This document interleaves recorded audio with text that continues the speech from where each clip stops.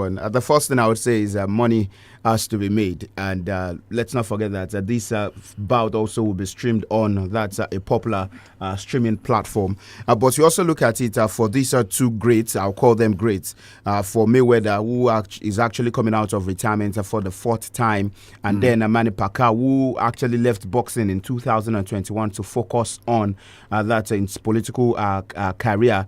But it's not about both of them coming out of retirement to actually have that bout later in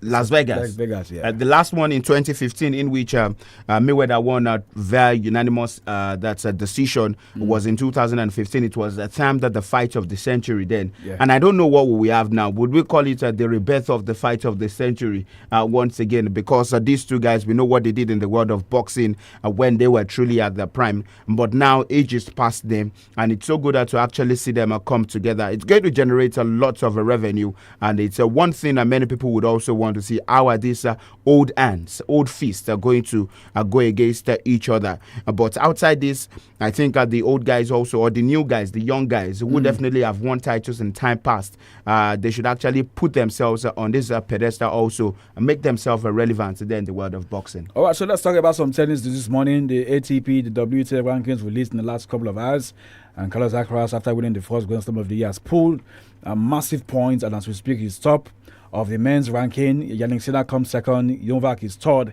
Alexayev of Germany is fourth, and Lorenzo Musetti of Italy comes fifth in terms of the men's ranking, the top five. For the women top ranking as we speak, SAMIES, there's a whole lot for the ladies to look forward to. Arena Sabalenka still holding on to that one, and of course the likes of Igor Swiatek, and the point is quite much between the Belarusian and the Pole, and of course Igor Swiatek is number 2, Elena Rybakina is number 3, the Kazakhstan, and 𝐶𝐈𝐒𝐿 is number 4, and Jessica Pegula is number 5. So you have 2 American ladies in the top 5 in terms of the WTA rankings for the women. We'll see what happens in the next coming days as we look forward to more Grand Slam. But for now, it's all about the WTAs and the ATPs going on before we get to France for the second Grand Slam for the year. Let's head straight to the BBC Premier League studio. We'll have the BBC coming up, and Shabna Yudis Joe will help us with that. When we come back, we've got football news to tell you about, and it's all about the games tonight, and of course what we saw on Monday Night Football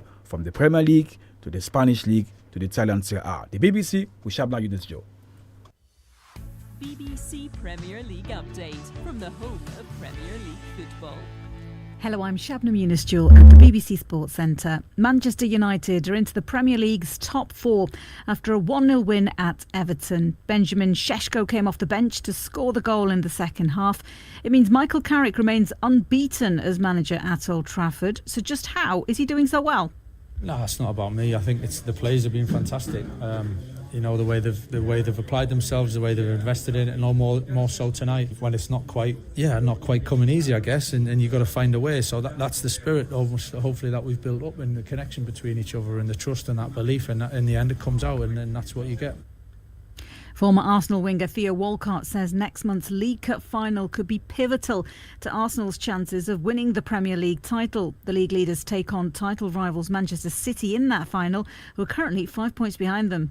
That's the game. That's the one that essentially, for me, sets the tone for how this whole year is going to look for Arsenal. Look, I think Man City will drop points. I think Arsenal will still drop points. It's that cup final in between is the ultimate, I think. And what's great about this competition is play the younger players before all these teams do it. As soon as it gets closer, they know how important it is, and they put the big guns, they put all the big players out because they know, because how early this first trophy is, it sets the mark and precedence for the whole league. And after police in England confirmed they were investigating 4 Premier League players being targeted by online racial abuse at the weekend, Scotland police are now looking into abuse targeted at players in their top flight of football. Rangers players Emmanuel Fernandez and JD Gassam shared screenshots of the abuse aimed at them on their social media accounts after Sunday's match in Livingston. And for more football news from the BBC, go to bbc.com/football. BBC Premier League update from the home of Premier League football. All right, thank you so much, Shebna, for that. There you have it in 120 seconds. All you need to know from the Premier League game last night. Samis, let's talk some football news with the remaining minutes we have. And the Premier League, I'll hear your thoughts in a bit, but let's start with the news about 𝐃𝐈𝐒𝐂𝐋𝐀 leaving Curacao, a country qualified for the World Cup. When you thought the whole Dutch man will lead the team to the World Cup, to the first ever World Cup. And Samis, maybe someone jokingly said that might even be the last World Cup, but he's leaving for family reasons. Not too good. Not too good for a man who actually worked off his sleeve to ensure that this country qualified to the World Cup. Even with everything he has achieved in club football in the time past, and now, he knows best. And it's all about the focus in which he wants the team to actually derive when they get to the United States of America, Mexico, and that's Canada in the year 2026 or later. But it's just unfortunate, when you see people not reaping at the fruit of their labor once again. The family comes play first. But family comes first, of course, because if it does well, the family, of course, will be there. But at this time, the family not doing so well, he has to prioritize one. All right, so we'll wait to see what I will name as a head coach going to the World Cup with just a few months to the World Cup. Now, speaking about one man who will not be at the World Cup, he will be in charge of Manchester United, but at the summer, he might probably leave. Michael Carrick, Samis, what do you make of him? He's winning games, home and away from home. He's beating the big boys, he's beating the small boys, he's beating the middle class. Everyone is beaten. 6 games, 5 victories, and 1 draw. Yeah. That's 16 points. I would commend Michael Carrick for what he has done with the Red Devils. Because you look at him when he took over Manchester United alongside Tottenham Hotspur, they were very close in terms of points. But now you look at the difference in which they are now. Tottenham are closer to the relegation, and Manchester United closer to qualifying to the UEFA Champions League. Think that these teams were playing the UEFA Cup. So last season, they played in the finals of the UEFA Europa League. Yeah. And then it's all about the switch, the turn of our fortune and gameplay from Manchester United. Do United fans begin to think about Champions League football now? Yeah, they can dream about it. They can dream about the UEFA Champions League, in which has eluded them for over 3 years now. Yeah. And when I talk about dreaming about it, I know it's still left to fight for, because you look at Arsenal and Manchester City, maybe we'll take that two out of the equation. But you look at the third position, where Manchester United are 5 points off that's Aston Villa, who are third in the English Premier League. You have Aston Villa, Manchester United, you have Chelsea, you have Liverpool. These are the sides that are fighting for the UEFA Champions League places. Right. So you look at it and say they can actually dream at the about moment, Champions League football. 3 points separating Villa and Manchester United. Oh. And you see what this drama will cause. So I'm beginning to say to myself, not for Samuel to relax now, it looks like we're going to see maybe kind of a photo finish for August to win the Premier League. And of course, also to qualify for the Champions League. When you have Liverpool, you have Chelsea. What about August to relegate? Relegate. We'll get to that point. I just want to look at the top of it. I mean, 18-19. I don't want to look at it down. You can look at it. Maybe not today, but I love what I'm seeing at the top of it. So, Samis, tonight there will be UEFA Champions League game, and of course there will be early kickoff. When I say early kickoff, not 12:30, not 1:30, but 6:45, and I will say Atletico Madrid against Club Brugge, and then for 9 we've got 3 more games coming up. Bayer Leverkusen against Olympiacos of Greece, and for the German side they took a big lead in Athens when these two guys met a few days ago. Inter Milan lost to Bodo Glimt of Norway by 3-1, and Newcastle, maybe they should rest players tonight. Well, for Newcastle, I think the only thing that would make sense for them is actually to rest the players and look at what they also want to achieve in the English Premier League. The run of fixtures that they have that's ahead of them there in the English Premier League, where you have teams like Everton, Manchester United, then they play Manchester City again for the 5th time this season. So they can actually rest players, because this is a done and dusted game for them already.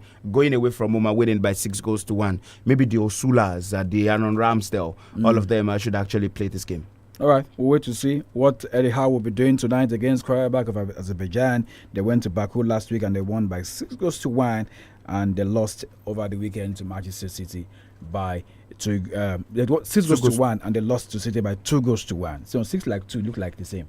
2-6, 2-6. Raised to power, you know. It depends on how you put these things in context. So Sam is Inter Milan tonight against Bodo Glimt. Oh, Inter Milan. I don't know where to pick from. Christian Chivu, do we cost him some slack because it's first time, leading a big team, and they've got 2 competitions in front of him, the Scudetto and the Champions League? No excuse for Inter Milan, actually.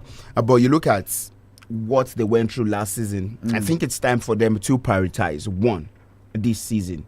This season. Everything fell off their hands in the month of April last season. But this season, it looks like the Champions League, there is a miracle seated somewhere where they can actually just tap into. But their league, it looks certain for them to win the league. And then the Coppa Italia, where are they? Nowhere to be found as well. But they needed to prioritize one. That's talking about Inter Milan. We'll wait to see what will happen to Inter Milan tonight. They'll be looking to turn this around against Bodo Glimt of Norway, a team that, if you check what they've done in the last couple of days in terms of what they've done to some of the big boys in European football, then you say Inter Milan, they're in hot soup. SAMIES, let's go before we enter hot soup, because we've been told to leave the studio now and the next program coming up in the next few minutes. SAMIES, a pleasure doing this with you. We'll do it again for 3:30. This time we'll extend the conversation, talk more about the UEFA Champions League tonight, games, and of course take a look at some of those biggest headlines from the world of sport. If you enjoyed this,